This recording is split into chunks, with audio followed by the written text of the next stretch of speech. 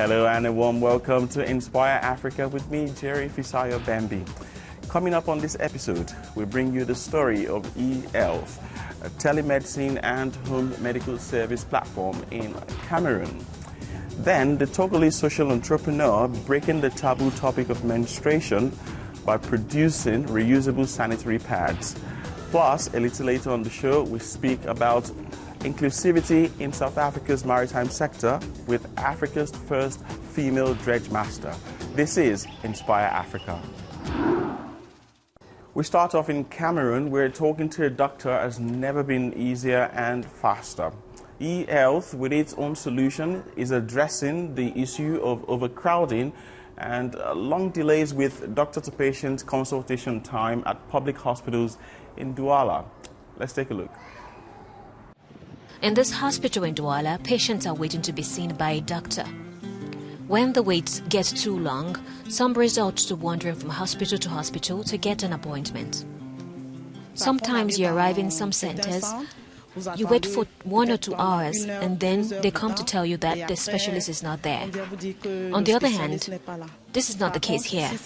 If you arrive and the specialist is not due to come, or if he doesn't consult on that day, you are told directly that you do not have to pay for consultation because the specialist will not be there. But in the economic capital, there's now a hospital application called eSanté, conducting online consultation with the support of home care and, if possible, evacuations to hospitals. L'application Clinic Home qui est un hôpital virtuel permet de résoudre. The home clinic application is a virtual hospital that solves 3 main problems. If you go to the hospitals for a sore throat, you go for a simple diagnosis like that, you will wait 4 hours, while there's a patient who is bleeding from the digestive tract behind you. Dr. Philippe Wanja is in consultation this morning with a patient via video application. In this case, the doctor's verdict is clear. A home intervention is necessary. And when the doctor arrives on site, he makes a second evaluation of the patient, checking to see if hospital care is required. When there is no criteria that would justify hospitalization, the doctor decides to take care of the patients at home.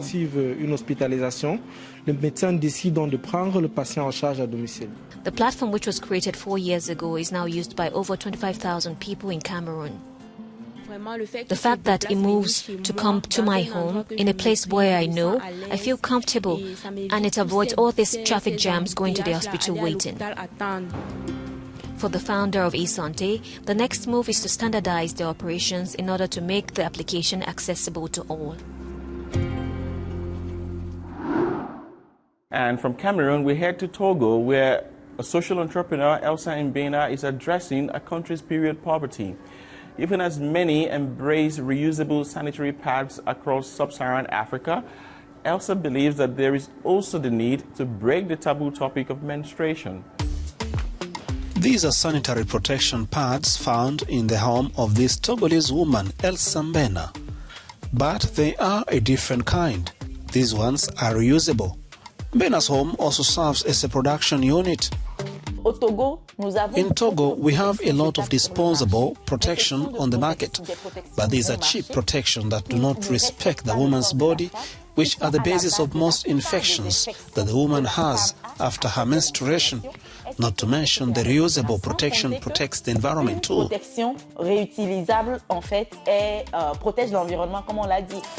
With the growing risk of infection and environmental issue, Elsa Mbena opts for a grandmotherly method, wax fabric sewn in double, on which is added a waterproof and washable fabric.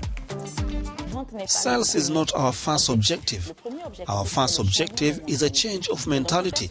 And to make this change of mentality, it is necessary to speak to people, to speak to them about what menstruation is, to break the taboo, the myths around menstruation, to give information about good menstruation hygiene, and finally, to propose existing solutions to the target.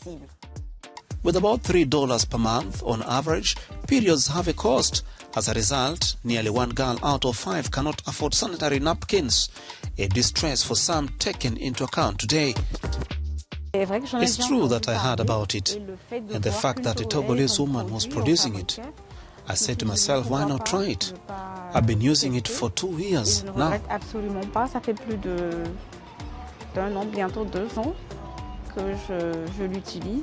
Some activists in Togo see El Sambena's initiative as supportive and, above all, feminist. The question of sanitary protection remains a question of menstrual protection, and it remains a question at the very center of feminism, because everyday young girls at school do not know how to control what is called menstrual hygiene. We need to bring the issue of menstrual precariousness back to the forefront. Mbena has said her next aim is to provide more of her reusable sanitary pads to women in precarious situations, such as those in prisons and those facing homelessness. Now, once upon a time, a little girl from Durban, South Africa, feared the ocean and bought into stereotypes that black people cannot swim. Today, she is affectionately known as the Black Mermaid and notably Africa's first female dredge master. Captain Londy Ngcobo now joins me from Durban, South Africa. Captain Ngcobo, welcome to Inspire Africa. Thank you so much, guys, for having me. I'm so excited. First of all, what does it mean to be a dredge master, and how does that look like for you on a daily basis? Thank you. Thanks for that question. So a dredger is just a kind of ship that does dredge work. Otherwise, my background is from container ships. I worked for Maersk Shipping Lines, and with time, I then wanted to come back to Africa. So that's when I became a dredge master. But this is someone who just drives a ship, who navigates a ship, and that's what I'm qualified for. So I so happen to be Africa's first female dredge master. So yeah, a day-to-day of a ship captain would be an overall command of the vessel. There's 3 departments on each ship. The deck, which is the bridge side, that's where we wear our penguin suits, the black and white. You will get the engine room where the engineers are, and then you will get the galley. That's where catering is.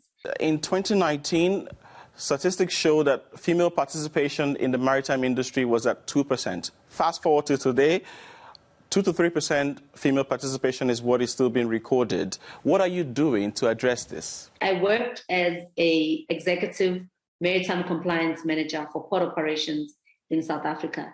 With time and sitting in a cushy seat in a C-suite, I realized I'm not answering to what the world needs right now, or rather what the industry needs. And that's when I decided to leave, to start my consulting firm, War Maritime Experts. Because there are experts within the industry, but they don't sit in the highest ranks possible. My contribution has simply just been on my company name and my intention to work with only women and edify them accordingly. What do you make of the current level of youth participation in the maritime industry? I am at this point powerless in saying that you can be like me, because Africa as a whole lacks ship registry. And that means that every time a student is done with their studies, there needs to be a shipping company that comes through to hire that person to become a cadet and climb through the ranks until they become a me. This means that we now need to rely and have our faith on the internet, on the Western shipping companies to hire African cadets. So I started Global Maritime Youth. And the intention to start Global Maritime Youth was so that we can cultivate pure love for the ocean.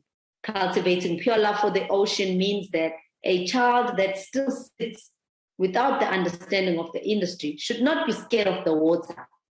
Because after all, as much as this Londy couldn't swim, but she's now a ship captain. What trait would you say has brought you this far? I remember very well being very in love with my now husband of 11 years, and then we were only just boyfriend and girlfriend. It was clear that at some stage in our relationship, I would have to say goodbye. At some stage, being a daddy's girl, I would have to say goodbye. At some stage, being a cool kid amongst my friends, I will have to say goodbye. Yeah, striving to stand out has always been my thing. And I think continuously, I'm able to see that in my ways of trying to stand up, I've been able to pave ways for the younger ones. Thank you. And with that, we've come to the end of this episode of Inspire Africa. You can see it again by going to Africanews.com. Do not forget to also follow us on our social media pages, which you can find right there on your screen. I am Jerry Fisaya Bambi, and I'm leaving you with one of the pictures that caught our attention on social media. Now, some people say classical music is strict, it's sad, it's fixed, you can't put your personal touch to it, but then look at what the Goid Hoop Marimba Band Primary School Group in South Africa has done. This one is called Vivaldi's Four Seasons. I'll see you some other time. Bye-bye.